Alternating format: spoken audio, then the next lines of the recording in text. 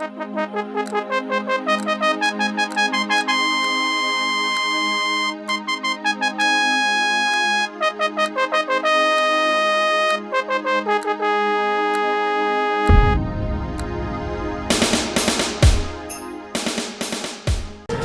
आं सन्दना इस्लारि तामुलपुर दख'रा दुलाराय बर' फरायसा आफादनि सनाथि मायथाइ फालिथाय बाक्सा जिल्लानि बेन्दोंआव थानाय तामुलपुर दख'रा दुलाराय बर' फरायसा आफादा बे बोसोराव सनाथि मायथाइ फालिथाय खुंफुंदों। बिथांमोनहा सानथामनि मेहेरगोनां हाबाफारि लानानै जानुवारि दाननि 3, 4 आरो 5 खालाराव बड'लेण्ड फोथार एबा बड'लेण्ड चक निज देभेलियाव बे सनाथि मायथाइ फालिथायखौ खुंफुंदों। गिबि सानाव बिथांमोनहा थुनलाइयारि बादायलायनाय, आबादारि बिथांमोनखौ लानानै गोनोखोआरि आरो फालांगियारि आदबजों आबाद मावनाय, आइजोफोरखौ लानानै गेरेमसा बर' माहारि दानायाव बर' आइजोफोरनि बिबान आरो हारिमुआरि बादायलायनाय आरो बायदि हाबाफारि बिथिंखौ लानानै खुंफुङो। दिनै नैथि सानाव गौथुमारि फिरफिला बिरहोनाय, बिसम्बि बेखेवनाय, थान्दै मेल जखनथाय, हारिमु बादायलायनाय हाबाफारि लादों। लोगोसे 5 खालार एबा गाबोन गेवलां मेल खुंफुंनाय जागोन। फुंनि 10 रिंगायाव सोलोंथायारि सावरायमेल, आदब आरो गुन गोनां सोलोंथाइ बे आयदाखौ लानानै फरायसाफोरजों सावरायलायनाय जागोन। सानजौफुनि 12 रिंगानिफ्राय गेवलां मेलनि सावराय जथुम। बे गेवलां मेलखौ आफादगिरि महरै दैदेनगोन अजित बर' बिथाङा। गेवलां मेलाव गाहाय आलासि महरै बाहागो लागोन दिपेन बर' आफादगिरि एबसु, थांखि जानाय आलासि महरै बिनन्द स्वर्गियारिजों लोगोसे गोबां समाज सिबियारि दैदेनगिरि बिथांमोनहा जर'खा आलासि आरो माननि आलासि महरै बाहागो लाफैगोन।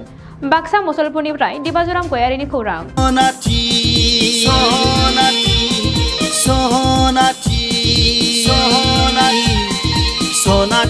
सनाथि मायथाइ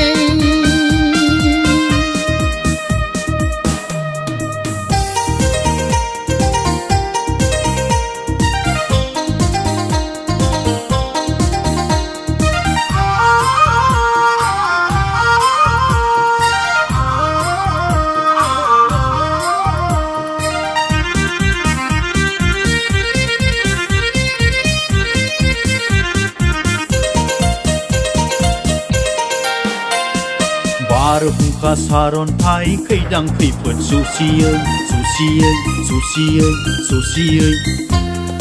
हाजो हाला दैमा दैसा सिंखावै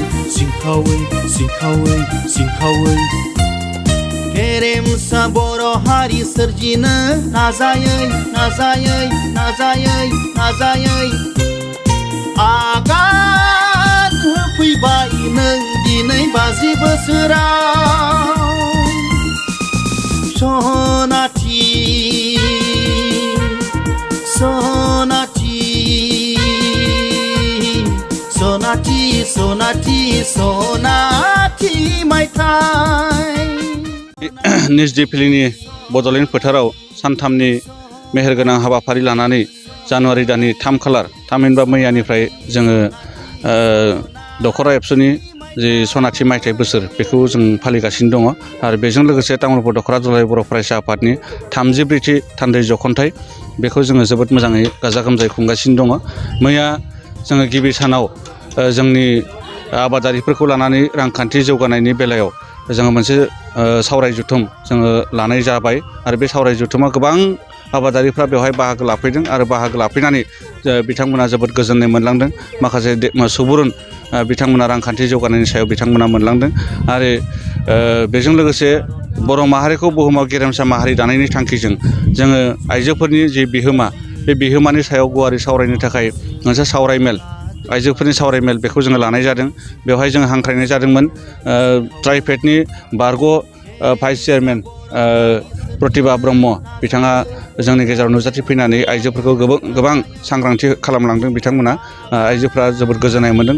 गुबुन जायगानिफ्राय माखासे आइजोफोर बेवहाय बाहागो लाफैदोंमोन। बिनि उनाव जोंहा थान्दै मेल जादों। थान्दै मेलाव जोंनि आफादारि मावनाय दांनायनि सायाव जों गुवारै सावरायनाय जादों। माखासे थांखि बिथांखिफोर लादों फैबाय थानाय समाव जों खामानि मावनो थाखाय। दिनै नैथि सान, बे नैथि सानाव फुंनि समाव जोङो 50 बोसोर बे सनाथि मायथाइजों लोब्बा लाखिनानै जोङो 50टा दुलाराय बर' फरायसा आफादनि फ्लेग फिरफिलाखौ जोङो बिरहोनाय जादों। बिनि उनाव मुंख्लंफोरखौ गोसोखांनानै जोङो बिबार बावनाय हाबाफारि लानाय जादों।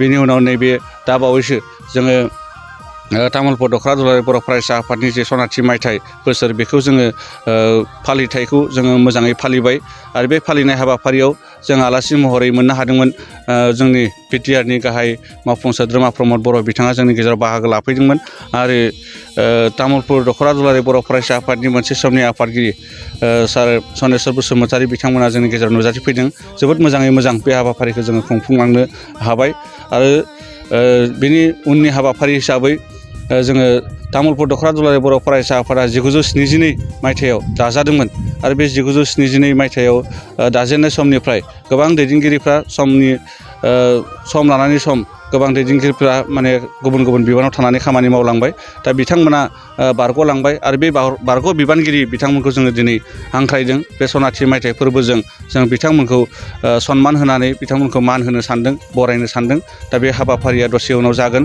आरो बेवहाय गाहाय आलासि महरै नुजाफैगोन बिटिआरनि बुंथिगिरि मानगोनां काथिराम बर' बिथाङा जोंनि गेजेराव नुजाफैगोन आरो बेनि उननि हाबाफारि हिसाबै जों मोनाबिलियाव तामुलपुर दख'रा एबसुनि बेन्दों सिङाव थानाय जे लाइमोन बिथांमोनखौ लानानै माहारियारि बादनि सायाव जोङो सावरायनो थाखाय थांखि लादों आरो बेवहाय मिरु दुलाराय बर' फरायसा आफादनि गाहाय नेहाथारि खनेन्द्र बसुमतारी जों बिथांखौ हांख्रायदों बिथाङा बेवहाय बाहागो लाफैगोन आरो गाबोन जोंनि तामुलपुर दख'रा दुलाराय बर' फरायसा आफाद आरो मिरु दुलाराय बर' फरायसा आफादनि मावनाय दांनायनि सायाव रायजो राजानो गुवारै फोरमायनो थाखाय जोङो मोनसे गेवलां मेलनि लाहार फाहार खालामदों आरो बे गेवलां मेलाव जोङो मिरु दुलाराय बर' फरायसा आफादनि आफादगिरि मानगोनां दिपेन बर' सार बिथांखौ जों हांख्रायदों आरो समाज फोसाबनाय आरो गुबुन गुबुन बिथिङाव खोथा बुंनो थाखाय बा मोजां खोथा बुंनो थाखाय जोङो सासे 2021 मायथाइयाव बेस्ट टिचार एवार्ड मोननाय सासे भारत हादरनि मादावनो साबसिन फोरोंगिरि महरै बान्था मोननाय सार बिनन्द स्वर्गियारि जों बिथांखौ हांख्रायदों बिथाङाबो बेवहाय बाहागो लाफैगोन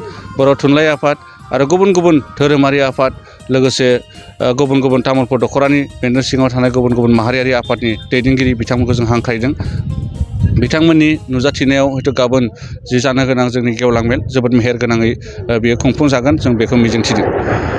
बिटिआर हालाम लाइमोनफोरनि थाखाय मोनसे गोजोनथाव खौरां लानानै फैदों। ट्रान्सफर्म रुरेल इन्डिया फाउन्डेसन एनजिअनि गेजेरजों बिटिआर डेभेलपमेन्ट फेल'शिपआ मोनसे बिटिआरआव बेकार जेंनाखौ सुस्रांनो फेल'शिप प्रग्रामनि थाखाय अनलाइन सोलिगासिनो दं। बिटिआर गभ एडमिनिस्ट्रेसनजों लोगोसे खामानि मावफानो मोननाया गोसो गुदुं लाइमोनफोर आरो गोरों गोरा मानसिफोरनि थाखाय बेसेन गोसा सुबिदा। लोगोसेनो बेयो मोनसे बिटिआरनि सिङाव थानाय सुबुंफोरनि समाजनि जेंनाफोरखौ सुस्रांनायनि मोनसे मोजां लामा। ब्लक लेभेलाव खामानि मावनाय ओनसोलखौ जौगाहोनाय बिथिं एबा आयदाफोर जेरै एग्रिकालचार आरो sericulture livelihood, education, skill development, employability, entrepreneurship, फिसा आरो गिदिर कारखानाफोर, health and nutrition, drinking water and sanitation, बोथोर सोलायनायनि सायाव नोजोर होनाय बायदि बायदि। बे फेल'शिप प्रग्रामा 3 बोसोरनि आरो बे प्रग्रामखौ लाग्रानो दान मोनसेयाव 20,000 दान बान्थाबो होनाय जागोन। नोंथांमोनहा बे प्रग्रामाव बाहागो लाफैनो हागोन आरो बिटिआरनि जौगाखांनायाव गावनिबो आखाइ होफानो हागोन। बे हाबाफारिनि थाखाय नोंथांमोनहा फैगौ 10 जानुवारि 2022 खालारसिम वेबसाइटनि गेजेरजों अनलाइन एप्लाइ खालामनो हागोन। अनलाइन खालामनो थाखाय गोसो गुदुं नोंथांमोना गाहायाव होनाय वेबसाइटआव अनलाइन खालामनो हागोन।